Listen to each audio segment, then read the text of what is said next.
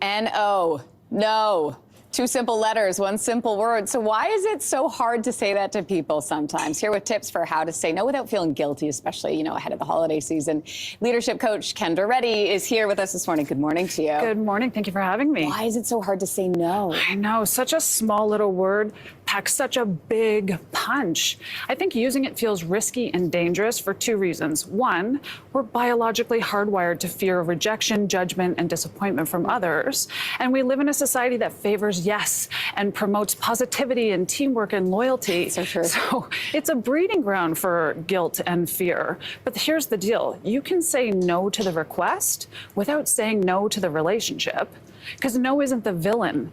It's an expression of your priorities, your values, your energy. You're drawing a line, not burning a bridge. It depends how many times you say no to that person, though, does it not? Well, so imagine saying this. Oh my gosh, I would love to say yes, but I can't. Here's what I might be able to do instead. Oh. Or, hey, that sounds really important. Let me think about it. When do you need to know by? Okay. That's not rejection. Are you not delaying the no, though? You can be delaying the no, but you're not rejecting. You're just redirecting, and you're showing self-respect for yourself and the other person. So, touching on what you're saying right now, what are some common mistakes that people make when they're really trying to say no without feeling guilty? Yeah, I think it's not so much no that's the issue. It's the charged and potent pause that comes after. We're bracing for someone's reaction, and that's usually when we bail out on ourselves. But when you say no and then scramble to explain yourself, you actually don't come across as nice and loyal. You come across as uncertain, and you create the energy of instability. It's like saying, oh, I don't really believe it either. So there is something very powerful about standing in the echo of a clear, conscious no and letting that silence remind you of how strong and courageous you are. Standing in the echo. That's a beautiful way to say that. So obviously we're into holiday season now. Lots of invites coming in. We're talking about from friends and family. So let's talk about some strategies. Let's talk about effective ways of saying no. Yeah. So an intentional no, it does require thought and planning. So start early and initiate conversations when the heat's low. You really have to look at no as an act of spiritual alignment.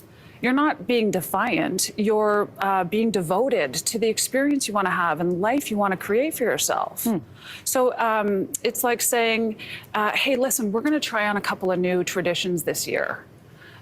Sorry, we can't make the party. I wish I could clone myself, but I can't. So respectfully, I'm a no. I wish I could clone myself, but I can't. Yeah.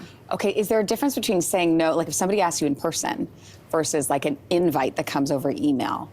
I think regardless of whether it's in person or over email or who it comes from, people need to feel the truth in your words. And they need to trust that your yes is wholehearted and your no is grounded. Otherwise, they're going to keep testing no matter what mode you're talking over. Right. Okay. So what if a person gets offended? Okay. You've said no, they get offended. What do you do? Of course, it's going to happen. So expect backlash. I think that's part of the planning process.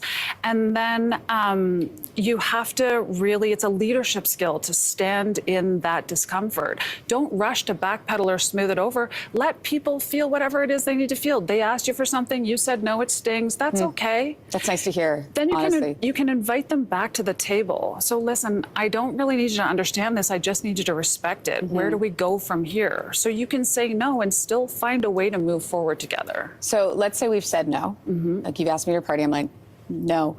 Are you allowed to have FOMO?